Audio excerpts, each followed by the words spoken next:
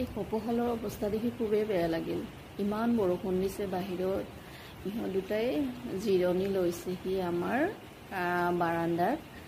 মানে তলত আমাৰ বাইকবিলাক থৈ দিয়ে আৰু ওপৰত মই চৰাই জিৰণি ল'বৰ বাবে এই বাঁহডাল বান্ধি দিছিলোঁ।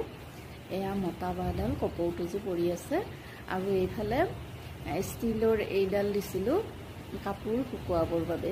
বাহিৰত বৰষুণ আহিলে কাপোৰ শুকুৱাব নোৱাৰি যে, বৰষুণ দিয়া সময়ত ইয়াতে কাপোৰ আঁৰি দিবৰ বাবে সেইডাল বান্ধিছিলোঁ।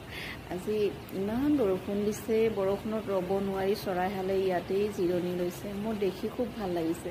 সিহঁতৰ কাৰণে যেন মই কিবা এটা কৰিব পাৰিছোঁ, সেইকাৰণে কথাটো ভাবি বহুত ভাল লাগিছে। এই বাঁহডাল মই এইকাৰণেই দিছিলোঁ, ওপৰত চৰাই এহালে বাঁহ লৈছিলে, মানে কপৌ চৰাই হালে বাঁহ লৈছিলে ওপৰত বাঁহ সাজোতে সিহঁতৰ মানে বাঁহ সাজৰ যিটো সিহঁতে মানে প্ৰডাক্ট কঢ়িয়াই, মানে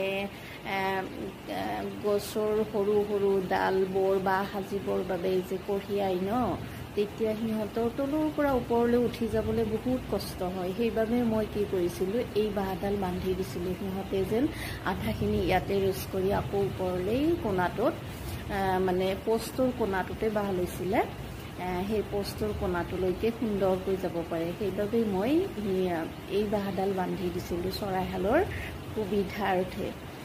আৰু সিহঁতে তেনেদৰে বাঁহখন সাজি পেলাই পোৱালি জগাই লৈ গ'ল, ভাল লাগিল। এতিয়া বাৰু বাঁহখন নাই, সিহঁতে পোৱালি জগাই কেতিয়াবাই লৈ গ'ল। এই চৰাইহাল সেয়া নহয়, এই চৰাইহাল আকৌ বেলেগ হয়। আমাৰ ঘৰত বাঁহ সজা চৰাইহালে নহয় এয়া। প্ৰায় চৰাইবোৰ আমাৰ তাত আহে, ৰেষ্ট কৰে, আৰু মই দেখিলে সিহঁতক কেতিয়াবা কেতিয়াবা চাউল দিওঁ আৰু দলিয়াই খাবলৈ। কিন্তু কি হ'ব, আমাৰ যে গেট টেট নাই নহয়, গৰু ছাগলী খুবেই আহে।